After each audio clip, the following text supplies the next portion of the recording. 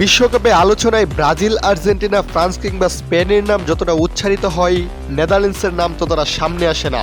কিন্তু ফুটবলের সবচেয়ে বড় মঞ্চকে ঘিরে এবার নীরবে শক্ত অবস্থান গড়ে তুলেছে ডাচরা।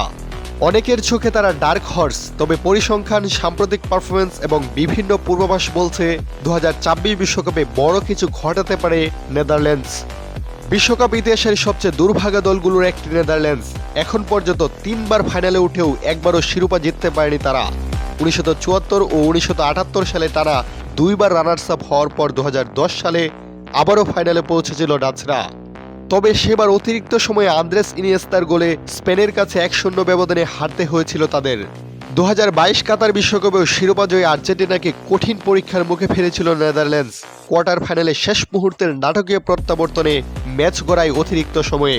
পুরো 120 মিনিটের লড়াই শেষে টাইব্রেকারে হেরে বিদায় নিতে হলেও ডাচদের লড়াকু মানসিকতা মুগ্ধ করেছিল ফুটবল বিশ্বকে। 2026 বিশ্বকাপকে সামনে রেখে নেদারল্যান্ডসের দলটিও বেশ ভারসাম্যপূর্ণ। রক্ষণভাগে অভিজ্ঞ ভার্জিন ভ্যান ডাইক ও নাথান আখেরের উপস্থিতি ডাচদের আত্মবিশ্বাস বাড়াচ্ছে। অন্যদিকে আক্রমণ ভাগে থাকছেন দেশের ইতিহাসের সর্বোচ্চ গোলদাতা মেমফিস ডিপাই এবং ধারাবাহিকভাবে নিজেকে প্রমাণ করা কোডি গাকপো। রক্ষণ, মধ্যমাঠ ও আক্রমণ 3 বিভাগে শক্তির সমন্বয় থাকায় এবার নিজেদের ইতিহাসের প্রথম বিশ্বকাপ জয়ের স্বপ্ন দেখতেই পারে নেদারল্যান্ডস। এদিকে ডাচ সমর্থকদের আশাবাদ আরও বাড়িয়ে দিয়েছে এক বিশেষ পূর্বাভাস।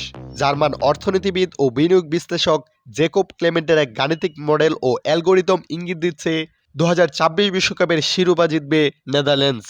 আরও চমকপ্রদ বিষয় হলো, তার মডেল নাকি গত 3টি বিশ্বকাপের চ্যাম্পিয়ন সম্পর্কে সঠিক পূর্বাভাস দিয়েছিল।